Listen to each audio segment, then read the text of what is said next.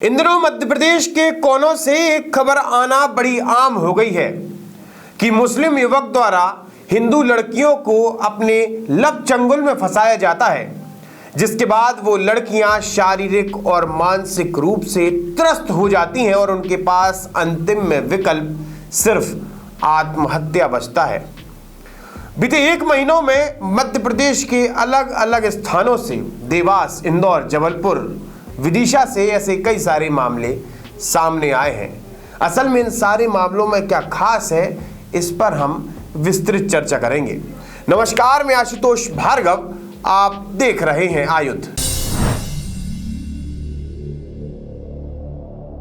प्रदेश का विदिशा जिले की लटेरी तहसील, जहां पर बीते दिनों एक नाबालिग बच्ची ने मुस्लिम युवक आमिर खान की वजह से फांसी लगा ली। असल में 3 दिन पहले बच्ची के माता पिता ने अपनी बच्ची के बर्ताव को लेकर बच्ची से बात करने की कोशिश की थी। बच्ची पूरा दिन गुमसुम रहती थी। बच्ची अनबने तरीके से अपने माता पिता से बात करती थी, जिसके बाद माता पिता ने उससे जानने की कोशिश की, लेकिन बच्ची ने कोई भी उत्तर नहीं दिया। जिसके बाद रविवार की सुबह बच्ची की मां अस्पताल गई हुई थी और बच्ची के पिता अपने घर से बाहर बैठे हुए थे। इतने में ही दोपहर लगभग 12 बजे बच्ची फांसी लगा लेती है और अपनी जान दे देती है। जिसके बाद परिजनों ने आरोप लगाया है कि उनके ही पास में रहने वाला युवक आमिर खान लगातार बच्ची को प्रताड़ित कर रहा था, बच्ची को अपने प्रेम जाल में फंसाने की कोशिश कर रहा था, साथ ही उस पर धर्म परिवर्तन करने का दबाव भी बना रहा था। नाम क्या था लड़के का? आमिर है। तो जब लड़का जो परेशान करता था उस मामले में थाने में शिकायत नहीं की आपने? साहब रात को ही बताया, बहुत दिन से जो कर रहा था। वो मोड़ी बहुत सीधी थी, मेरी 12वीं की चार इतनी डरती थी कि मैं थोड़ा कुछ कह दूं तो मुझसे ही डरती थी। उसने बताया नहीं, घबराहट में उसने मुझे, अभी मैंने समझाया, मैंने कही मुझे बता, मैं चल के कुछ बताऊंगा, तुझे लेके चलूंगा थाने। इतना बात हुई कि उसको सुबह ही मैंने उससे बात की थी, मैंने कही चल के मुझे बता क्या समस्या। दोपहर के जो अभी की बात है कि इसकी मम्मी आ गई डॉक्टर को, तो उसने जाके अंदर कमरे में जाकर कन का फंदा लगा लिया पंखे से। जिसके बाद परिजनों ने हाईवे पर चक्का जाम किया और चक्का जाम करने के बाद तुरंत आरोपी को गिरफ्तार कर उसके ऊपर सख्त कार्रवाई के साथ बुलडोजर चलने की मांग भी की गई।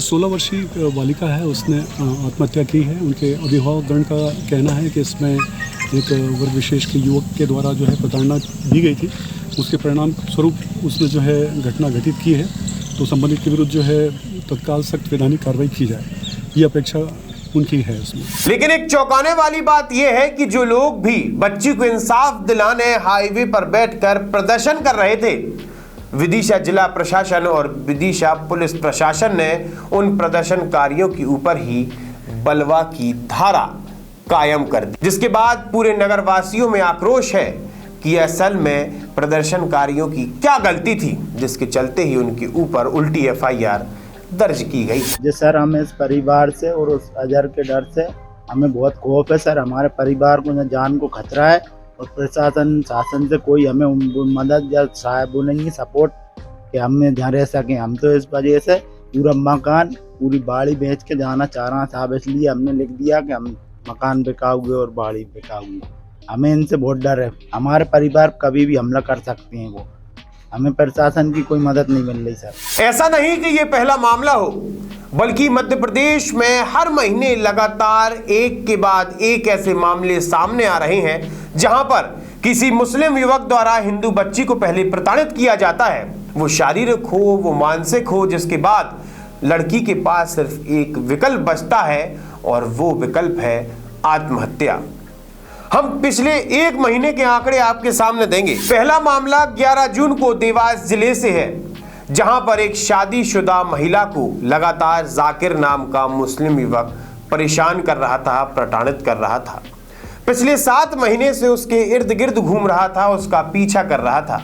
जिसके बाद एक दिन अचानक मौका पाते ही जाकिर उस महिला के घर पहुंचता है और उसे छुरी दिखाकर उसके साथ शारीरिक संबंध बनाने की कोशिश भी करता है।